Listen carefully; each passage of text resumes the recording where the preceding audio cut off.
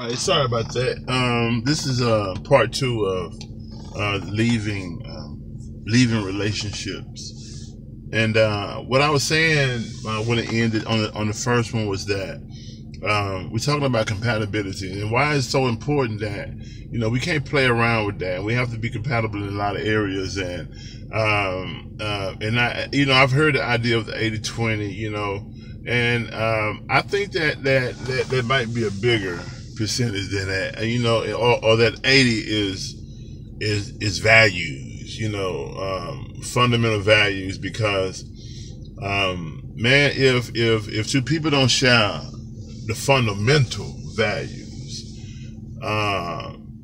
then that is really less than 80. It may be a bunch of other little things going on, but surface level things that people tend to change as they get older or whatever.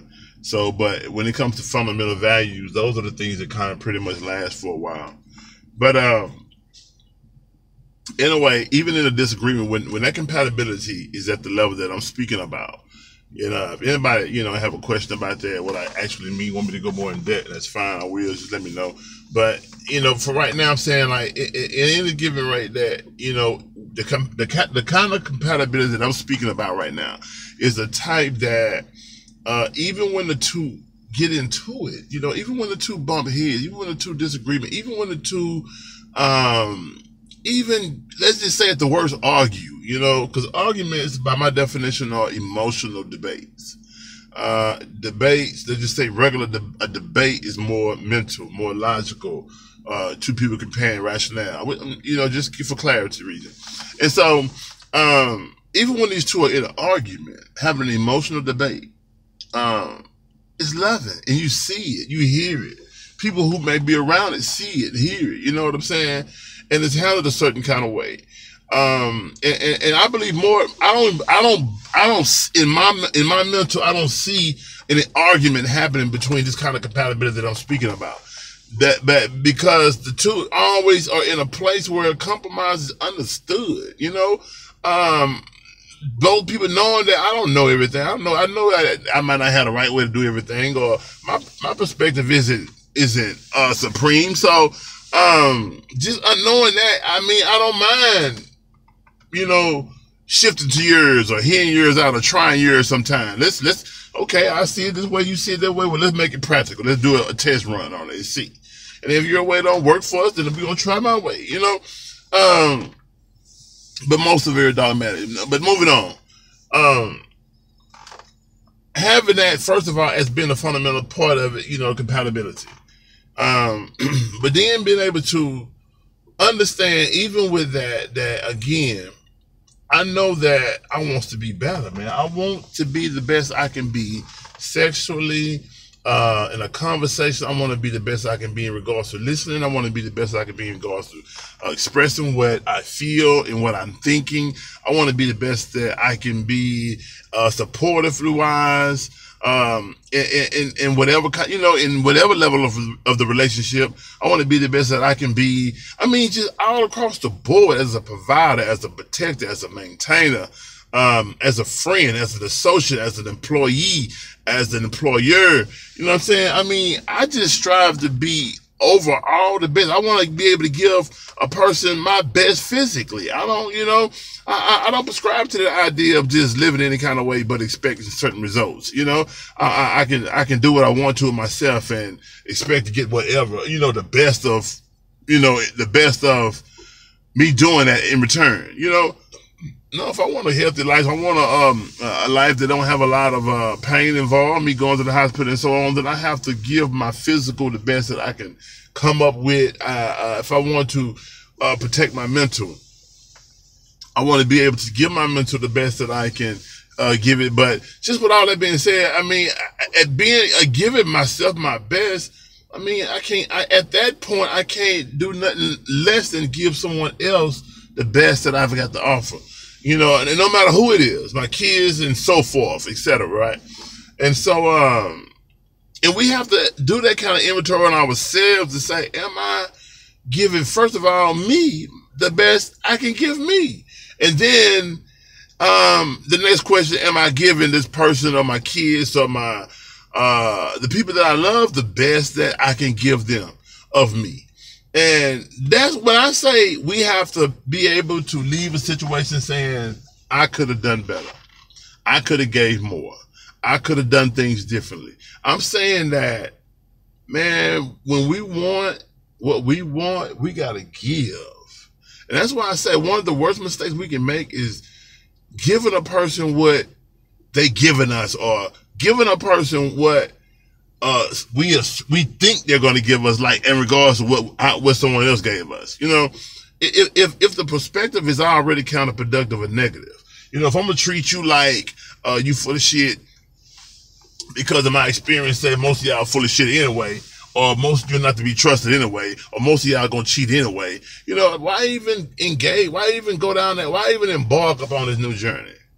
Because we pray for certain things. We say we want to be happy. We ask God to do all this, that, that, and other for us. But then we counteract that prayer by the way we think, first of all, by our negative and counterproductive perspective, which in turn lead us to say and do counterproductive things.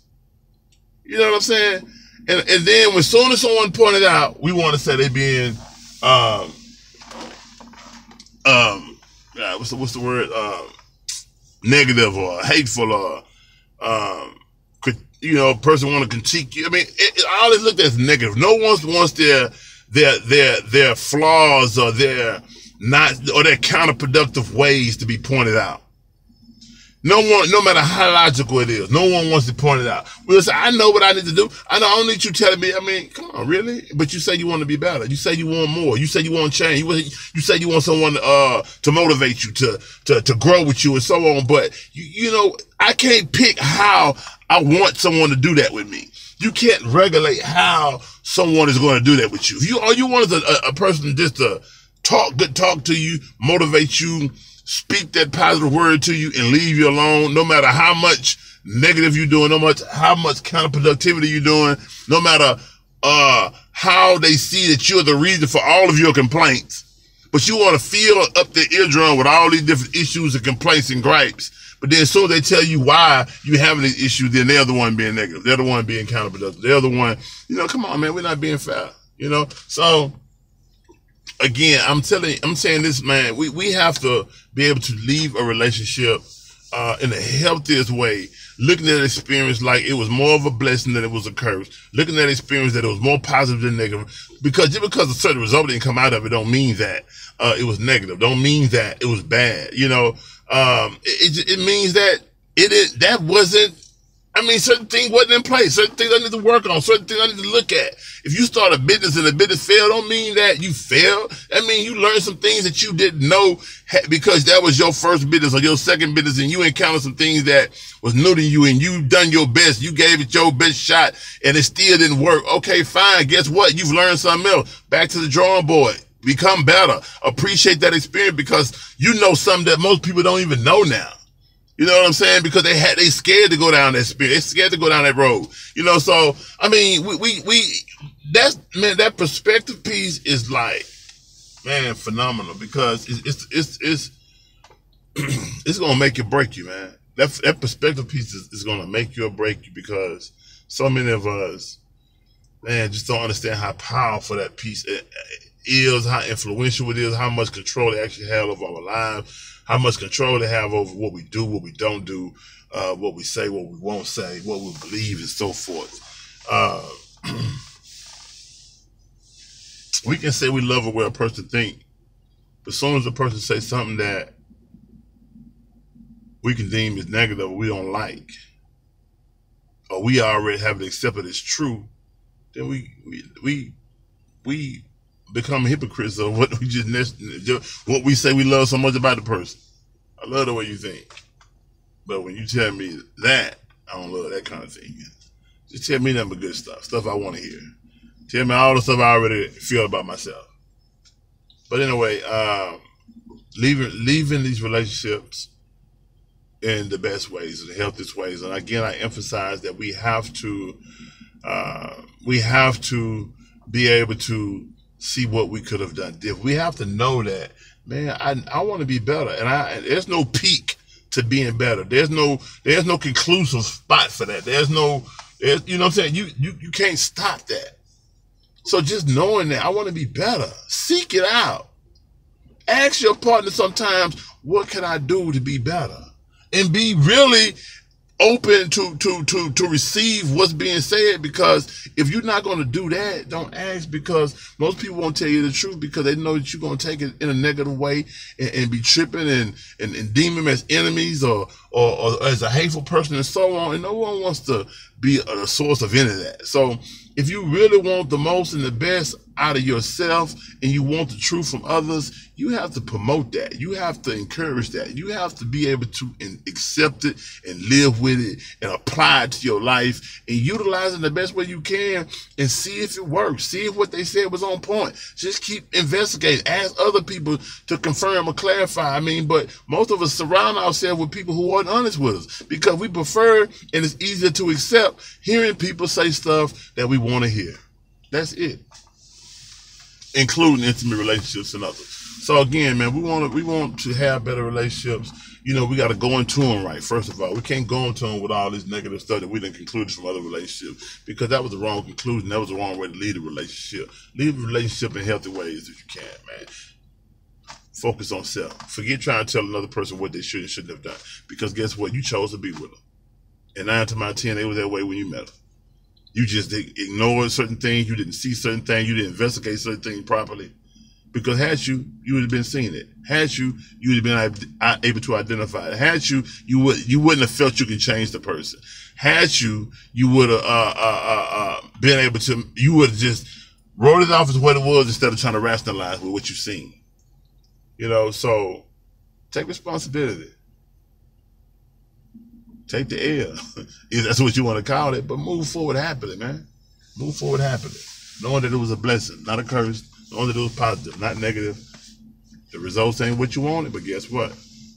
What's coming to you got to be hell of a better. But you got to be prepared for it. We got to be prepared for it. I don't know when you're going to be prepared for it if you're a better and different person than you was in your last experience. If it don't sound right, seem right, or look right, man, try shifting your perspective, because there's always another way of looking at it.